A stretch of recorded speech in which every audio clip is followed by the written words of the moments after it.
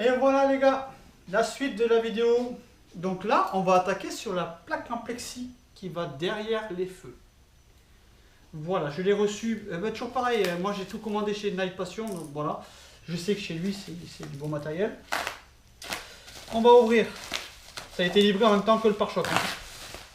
Je l'ai dit tout à l'heure.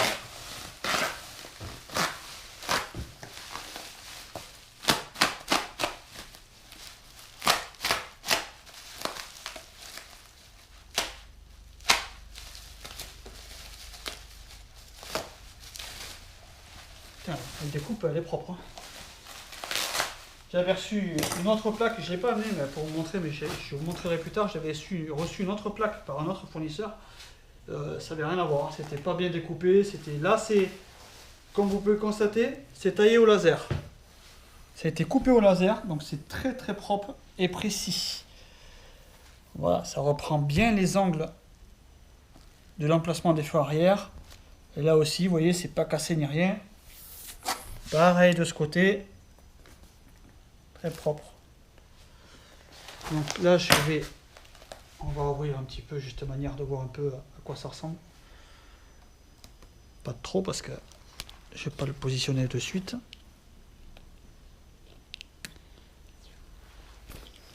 Voilà, ça vous donne une idée de la transparence.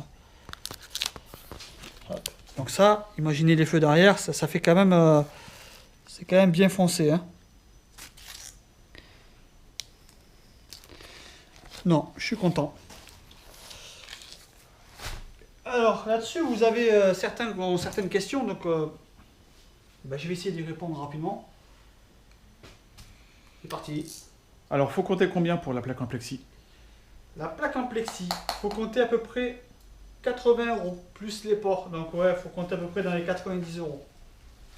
C'est cher pour ce que c'est, mais c'est ça ou rien. Parce qu'en définitive, ça devrait coûter quoi, 10 €. Mais bon, voilà, le problème c'est que les fournisseurs ne commandent pas ça en masse. Ils commandent ça au compte-gouttes, ça leur revient donc plus cher. Et il n'y a personne qui vend moins cher que ça. Enfin si, il y en a, mais ça ne correspond pas. Généralement, ça ne correspond pas. Donc là, il faut compter à peu près 90 €. 90 € pour la plaque. Il y a un membre qui demande si on voit bien les feux une fois que la plaque est installée. Oui, alors ça c'est vrai qu'il y en a qui ont souvent posé la question. On va faire un petit test. Hein. On va faire un petit test, tant que j'ai ça de faire. Hop. Voilà, vous voyez qu'on voit bien. Je suis sûr que même si je mets l'écran de mon téléphone, on devrait le voir à travers, vous voyez. Donc, il n'y a pas de souci, on voit. On voit. Attention à ceux qui font des plaques customisées ou qui les font eux-mêmes ou qui filment avec du film pour vitre teintée. Ça va pas aller parce que ça va être trop foncé et au contrôle technique, ça passera pas. Ça, je sais qu'au contrôle technique, il n'y a pas de souci, étant donné qu'on voit tous les feux, les clignotants, tout se voit. Ils sont pas chiants pour ça. Là, une question pertinente. Vu que la plaque cache la serrure du coffre, comment on fait du coup pour l'ouvrir? Oui, alors ça, c'est clair, c'est pertinent. Une fois que la plaque est posée, il n'y a plus accès à l'ouverture du coffre. Parce que derrière, bien évidemment, il y a la serrure. Mais pas sur toutes les Pontiac, mais quasiment, hein, sur les 3e génération, il y a un bouton qui se trouve à l'intérieur dans l'habitacle, au niveau du tableau de bord, qui permet d'ouvrir le coffre électriquement. Voilà, donc il suffit d'appuyer sur le bouton à l'intérieur. Le coffre s'ouvre tout seul avec les V1. Et quand on le referme, ça se comprime. Et il n'y a rien à faire. Donc la serrure, elle ne sert à rien. Par contre, il y a des véhicules qui n'ont pas cette option-là. Là, ce que je vous conseille, c'est de changer carrément le moteur, de le passer en moteur électrique. Ça se trouve sur eBay, hein. Vous passez en moteur électrique, vous tirez des câbles et vous raccordez ça à un bouton, soit du tableau de bord, parce qu'il y a le bouton power, off, ce qu'on voulait, ou la console centrale, ou la console de toit. Voilà, vous reportez les fils là-dessus. Avec une impulsion négative, ça c'est important à savoir, c'est pas du positif, c'est du négatif. Et voilà, le coffre s'ouvrira sans problème. Et est-ce que cette plaque s'adapte sur tous les modèles de Pontiac 3e génération? Ouais, sur 3e génération, ça s'adapte. Alors attention, ça s'adapte. Il y a les feux comme les feux GTA, bien évidemment, il faut les enlever parce qu'ils sont pas conçus pour recevoir cette plaque-là. Cette plaque-là, elle est conçue pour les feux de 82 à 84, en sachant qu'il faut enlever les caches. Il faut enlever les caches qu'il y a dessus sur les feux. Ok. Il y a une sorte d'autre cache derrière, donc ça craint pas. Il faut enlever les caches par-dessus pour gagner en épaisseur. Et ça nous permettra, une fois que les caches sont enlevées, de bien plaquer contre les feux et ça viendra à fleur de la carrosserie.